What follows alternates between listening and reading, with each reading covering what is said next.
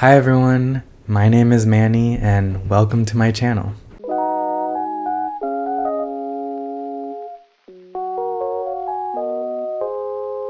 So I'm rather new to doll collecting. Hi, my name is Manny, I'm new here, and I've been collecting for around 10 months. And as a collector, you can probably imagine my amazement, my excitement, and also just feelings of being overwhelmed by how many different dolls there are out there that I can collect. And since joining this hobby, something that has fascinated me the most is mass-produced collector dolls, and specifically why they are priced the way they're priced. Take for example this Playline Monster High doll, which currently retails for $29.99. And now take this very similar collector Monster High doll, which at the time of release retailed for $75. That's 2 times more expensive than the Playline doll. And another example, take this Playline Barbie Fashionista number 165, which retailed for about $25 US. And now take this Barbie style number 1 collector doll, which retailed for $100 US. That's 4 times as much as the Playline doll. Now, you might be saying, well, there's so much more design and thought that goes into these collector dolls. Those collector dolls are made differently. They have nice finishes and are packaged in a cool box. They have all these intricate details. And yes, you are right, that's totally valid. A collector doll might have a different production process than a Playline doll, but you have to keep in mind that even after factoring in all the production costs that it takes to make that doll, you can't deny that the price is still excessive. And the price is oftentimes so detached than the actual cost that it takes to produce the doll. So why is it that dolls are priced this way? And why is it that we are oftentimes willing to pay for them? Because logically, when you look at the laws of economics, if something is priced affordably, people are willing to buy it. And oftentimes we see this law applied to Playline dolls. The objective is to keep the prices down to compete with other dolls on the shelf. Take Rainbow High for example. The price of a Rainbow High Series 5 doll just came down to $26.99. Now granted, they are offering less than the previous Rainbow High dolls that cost more, but they are now competing with Monster High G3, whose basic dolls retail for $24.99. The objective is to keep prices down to compete with other dolls on the store shelves. But when it comes to collector dolls, this economic law is completely backwards. The idea is to keep the price high in order to create more demand, because the goal is always to create more demand. And if you price a collector doll too low, you run the risk of it losing its sense of worth and prestige. Now, this strategy doesn't always work with collector dolls, and if you're a doll collector in today's market, you might have seen a fair share of failed attempts at this strategy. And don't be fooled, doll brands understand that the real value of these collector dolls might be the same value as a Playline doll you can buy on store shelves. So what these brands have to do is create a new form of value that goes beyond the actual value of the doll. For example, let's take this relatively new Monster High fan club membership that costs you $9.99 a year. Monster High as a brand is creating a new form of value for their collector dolls.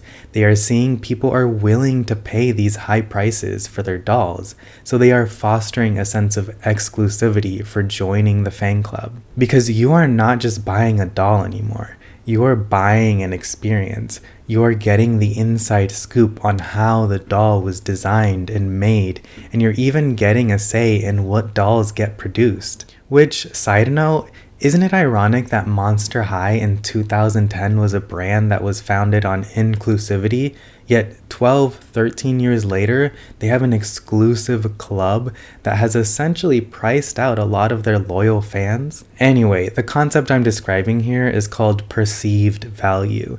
Perceived value is the idea that this doll is worth so much more because I'm telling you it's worth so much more. And that's where advertising and marketing comes in. Advertising and marketing for collector dolls is about creating a completely made up value that helps strengthen the worth of a doll. These brands reinforce the idea that you are what you buy. And that's why you see all these ads that present these dolls in aspirational ways. If you buy this doll, you are Barbiecore. If you buy this doll, you are freaky fabulous. If you buy this doll, you are letting your true colors shine. And oftentimes you will see these marketing teams pour a lot of money into making celebrity collabs and even sending them to social media doll influencers. These doll influencers act as ambassadors for the brand and are oftentimes people we look up to and aspire to be like. Because let's face it, sometimes it's fun to imagine ourselves owning that many dolls. Now, that's not to throw shade at doll influencers who receive these dolls for free, because I'm really not trying to hate on them.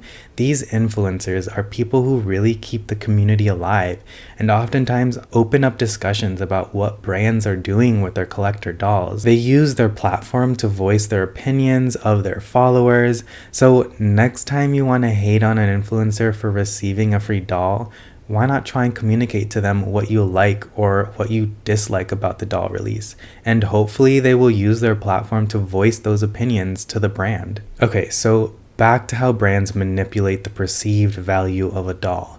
Something else that brands will do to realize this perception of a doll is to limit the supply of these dolls. A well-known example of this is the Barbie label. You have platinum, gold, silver, black, and pink.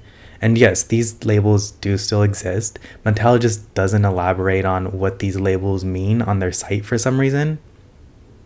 So a platinum labeled doll means only $5,000 will be produced worldwide. Gold means $20,000 will be produced. Silver doesn't exist anymore, to my knowledge, I don't think.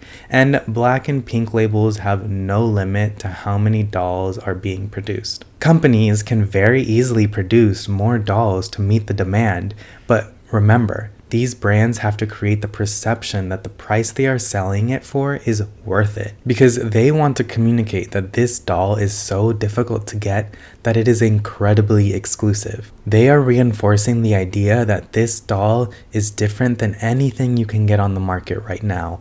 They are communicating that this collector doll is only for the serious collectors. And this completely fabricated perception oftentimes works. Now, it doesn't work all the time, but you get the idea. It's really crazy to me how collector dolls really break out of this basic rule of economics. You know, the idea that when something is priced affordably, people will buy it. And I think it's also interesting that oftentimes we like to think of ourselves as rational. I personally like to think of myself as rational, but for some reason my logic gets thrown out the window when it comes to collector dolls. Because when you really break down the cost and numbers, the cost is completely irrational, but a lot of doll collectors still do it. We still buy them. And it may seem like I'm being completely negative about collector dolls, and I'm not trying to be, because a lot of these brands and exclusive dolls bring us excitement and joy. You know, the anticipation that something is about to drop. It creates news and buzz in the doll community. And while that may not be the entire reason why some of us engage in the doll community, it is something that doll collectors like to talk about and discuss and engage with. And again, I want to emphasize that this video is not intended to trash collector dolls. I buy a lot of these collector dolls, and I will continue to buy collector dolls that I like. Because at the end of the day, I am human, we are all human, and we are in this hobby because we like to buy pretty things. We like to surround ourselves with things that bring us joy, and the best part about it is we can share that love with other people. Anyway, I want to hear from you. What are some of your criteria for making an expensive doll purchase?